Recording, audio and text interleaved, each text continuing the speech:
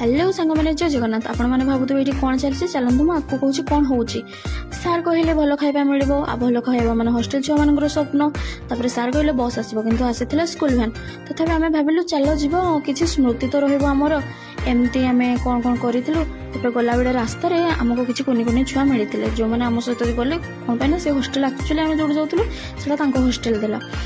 से आम सहित गले सहित कथा एमती लगला छोट छोट छुआ गुड़ाक मैंने आमठू से 4 टाइम्स बेटर एडवांस खाली आम टे एज रे बड़ हो जाइए ना से तो आमठू भी बड़ एमती मजा मस्ती करी आम पहुंची जाइए आम डेस्टिनेशन रे आईटा एक्चुअली आद्रता शिशु सदन जोटा सुंदरगढ़ रे अच्छे मस्त एत एक्साइटेड होमती ही समस्त वेट करते बिना किसी हेनी आपर आम पहुंची जाइए कार्यक्रम आरंभ करते कि टाइम पर आमको टे पीवाई देते एक्चुअली जग साधन और आनंद मार्ग विषय कहला किसी टाइम पर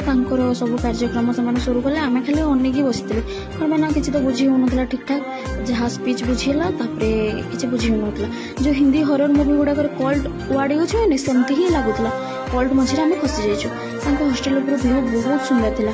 था आमको खावाई देते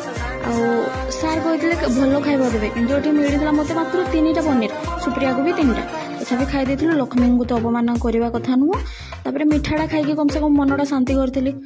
ये देखला बेलू छोट छोट कुनि कुनि छुआ शोते आम चुपचाप बाहरी आसलु आमर सेमिनार थिला कॉलेज पहुँचिकी मैंने इतनी गरम लगुला ए सामना को आसिक लगला स्वर्ग में पहुँची गलु किसी टाइम समस्ते निज निज टाइम पास करते आमर स्टार्ट हो जाता सेमिनार पर खाई बसलु बोले एति निद लगुला जबरदस्ती बसलु सेमिनार सरला आम पलि आसलु रूम को मोर भयस टे खराब अच्छे थंडा धरी और यहाँ पुराणा भिडियोटा आज शेष कर धन्यवाद।